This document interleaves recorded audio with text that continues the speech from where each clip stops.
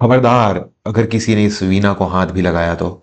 पंडित जी ने चिल्लाकर कहा था। लेकिन अगली सुबह उसी वीणा से एक ऐसी दिव्य धुन निकली कि पूरा आश्रम सन्न रह गया।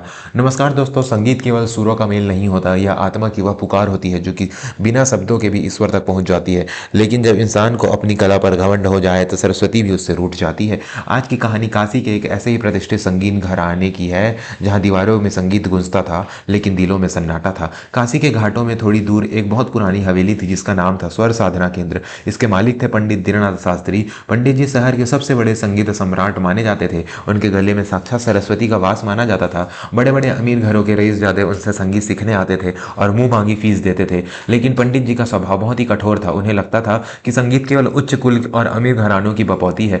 उसी हवेली में एक लड़का काम करता था जिसका नाम था माधव।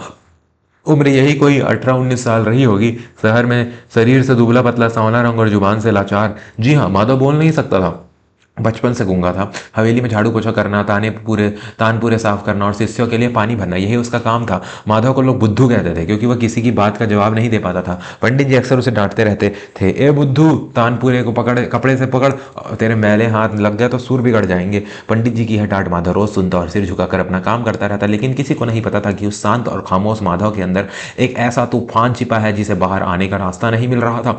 हवेली के बीचों बीच एक कांच के बक्से में एक बहुत पुरानी रुद्र वीणा रखी रहती थी। वह वीणा पंडित जी के परदादा की थी। कहा जाता था कि इस वीणा में जादुई शक्ति है, लेकिन पिछले 20 सालों से इस वीणा का कोई भी तार ठीक से बज नहीं पाया था। पंडित जी ने इसे कई बार ट्यून करने की कोशिश की लेकिन हर बार तार या तो टूट जाते या फिर सुर बेसुरा हो जाता। पंडित जी का सपना था कि उनके शिष्य में से कोई ऐसा निकले जो इस वीणा को जागृत कर सके। उस दिन शाम की रियाज का समय था। पंडित जी का सबसे पसंदीदा शिष्य विक्रम, जो शहर के सबसे अमीर व्यापारी का बेटा था, आलाप ले रहा था। विक्रम के पास महंगा हारमोनियम था, महंगे कपड़े थे, लेकिन उसकी आवाज में तो वह दर्द नहीं था जो संगीत की जान होता है। पंडित जी ने गुस्से में तबला रोक दिया। रुक जाओ विक्रम, क्या गधों की तरह रेक रहे हो? तुम्हें 1000 बार समझाया कि पंचम सुर पर जोर मत दो, उसे महसूस करो। संगीत साधना है, कोई व्यापार नहीं जो पैसों से खरीद लोगे। विक्रम चिढ़ गया। उसे अकड़ कर कहा, गुरुजी मैं तो सही गा रहा हूँ, शायद आपका मूड आज ठीक नहीं है। वैसे भी आज के जमाने में इतना बारीक संगीत कौन सुनता है? पंडित जी का चेहरा लाल हो गया। उन्हें अपने शिष्यों में वो समर्पण दिखाई नहीं देता था। हताश होकर उन्होंने सभा बर्खास्त कर दी। सब चले गए लेकिन माधव वहीं कोने में खड़ा पोछा लगा रहा था। उसकी आंखों में एक अजीब सी तड़प थी। वह रोज छुप छुप कर पंडित जी को रियाज करते हुए सुनता था। उसके पास जुबान नहीं थी लेकिन उसके कान इतने तेज थे कि वह हवा में उड़ते पंछी के पंखों की खड़खड़ाहट में भी ताल ढूंढ लेता था। उस रात मूसलाधार बारिश हो रही थी, बिजली कड़क रही थी। पंडित जी अपने कमरे में सो रहे थे लेकिन नींद उनकी आंखों से कोसों दूर थी। उन्हें चिंता थी कि उनकी विरासत कौन संभालेगा, कि यह प्राचीन संगीत उनके साथ ही खत्म हो जाएगा। तभी रात के करीब 2 बजे संगीत कक्ष एक आवाज आई, टिंग। एक तार के झंझनाहट की आवाज। पंडित जी चौकन्ने हो गए। इतनी रात को संगीत कक्ष में कौन है? कहीं कोई चोर तो नहीं? वह लालटेन लेकर धीरे धीरे कमरे से बाहर निकले। हवेली के बड़े हॉल में सन्नाटा था, बस बारिश का शोर था। पंडित जी दबे पांव संगीत कक्ष की ओर बढ़े। जैसे जैसे वे करीब पहुंचे उन्हें एक धुन सुनाई दी। वह धुन कोई साधारण धुन नहीं थी, वह राग मेघ मल्हार की बंदिश थी। लेकिन उसे किसी गले से नहीं बल्कि उसी पुराने रुद्र वीणा से बजाया जा रहा था।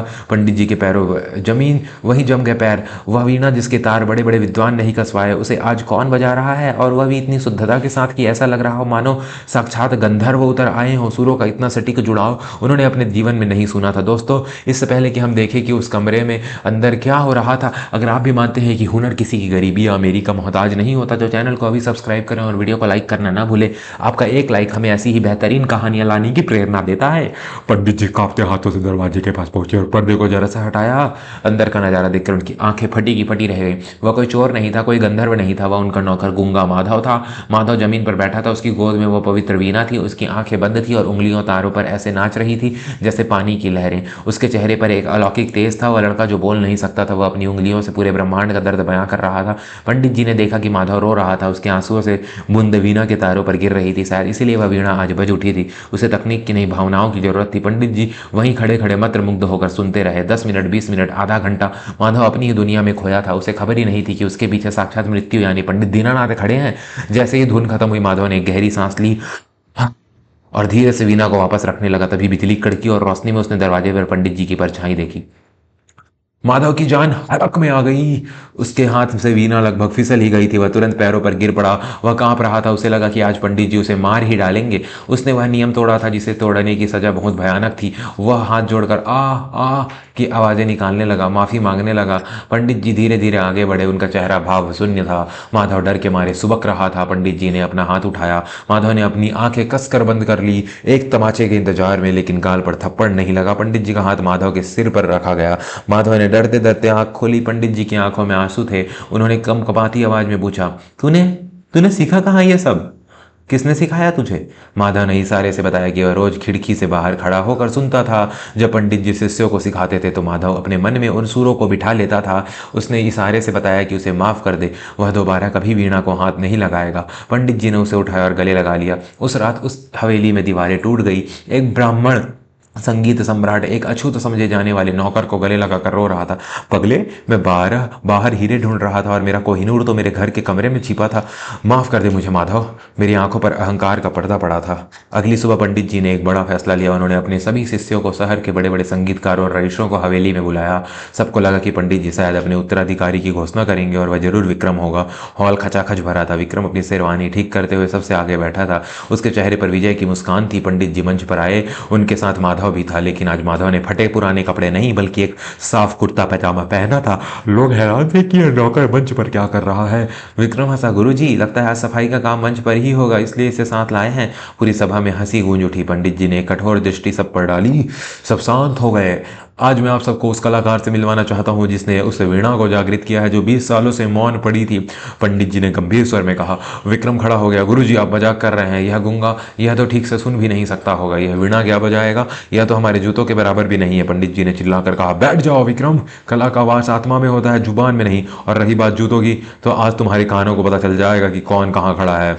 पंडित जी ने माधव की इशारा किया। माधव घबरा रहा था। हजारों आंखें उस पर थी, उस पर घूर रही थी। उसे अपनी पुरानी पहचान, अपनी गरीबी, अपना गूंगापन सब याद आने लगा। उसके हाथ कांपने लगे। तभी पंडित जी ने उसके कंधे पर हाथ रखा और धीरे से कहा, बेटा, आज दुनिया चुप्पी को अपनी ताकत बना दे। दुनिया को बता दे कि संगीत के लिए जुबान की नहीं, दिल की जरूरत होती है। बजा, आज अपने ईश्वर के लिए बजा। माधव ने वीणा उठाई। हॉल में फुसफुसाहट शुरू हो गई। अरे ये क्या बजाएगा? तमाशा है सब।